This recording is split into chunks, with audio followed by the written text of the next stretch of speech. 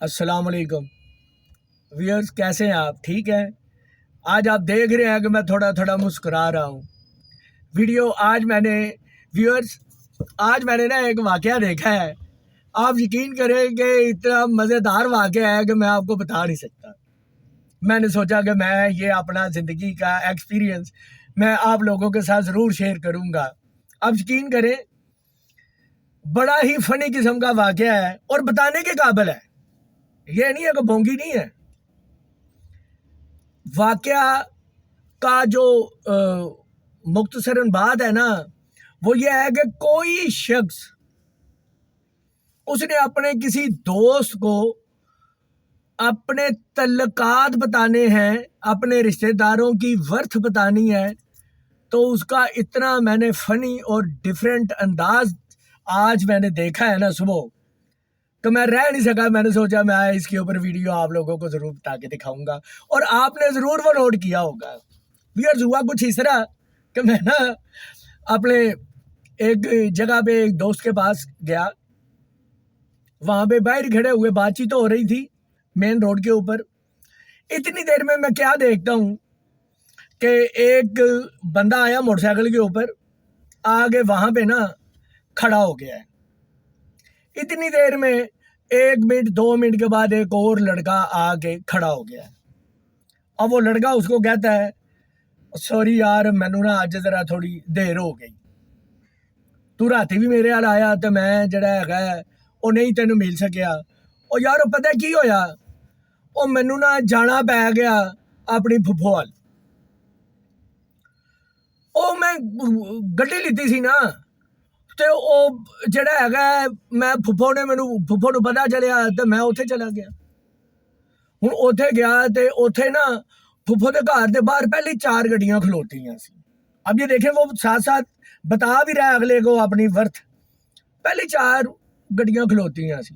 मैनू ਗੱਡੀ लाने की थां ना मिली, ਗੱਡੀ मेरे को क्योंकि वड्डी सी जरा, तो वो कहता कि फुफो ने कहा कि तू इस तरह कर ना, नाल दी गली च चाचे के घर चला जा तो उत्थे अपनी गड्डी ला के ते आ, मेरा तेरे नाल जरूरी काम है।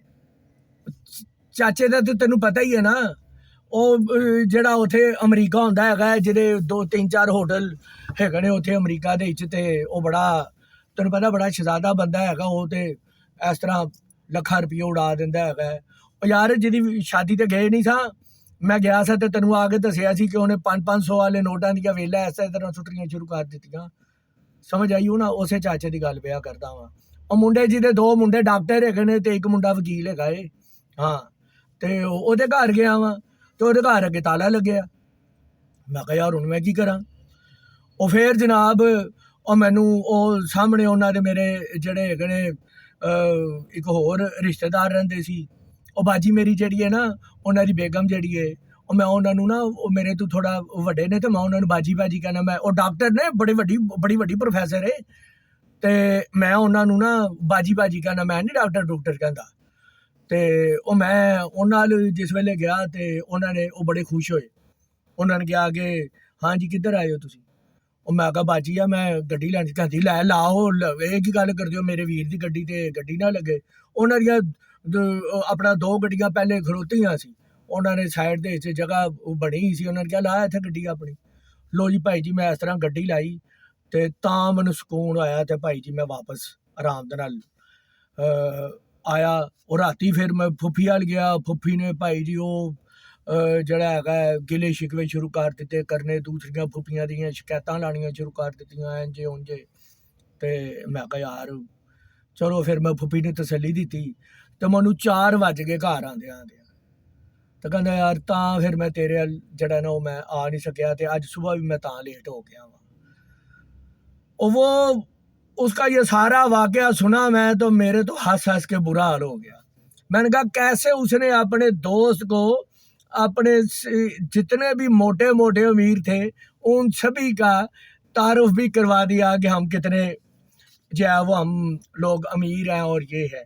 तो ये भी एक तरीका, ऐसे फ़नी कैरेक्टर आपने अपनी ज़िंदगी में ज़रूर देखे होंगे। मुझे बड़ी फ़नी लगा तो मैंने सोचा चलिए आप लोगों से शेयर कर लूँ। मुझे अपनी दुआओं में याद रखिएगा। अल्लाह ताला आपका हामी नासिर हो। अस्सलाम वालेकुम।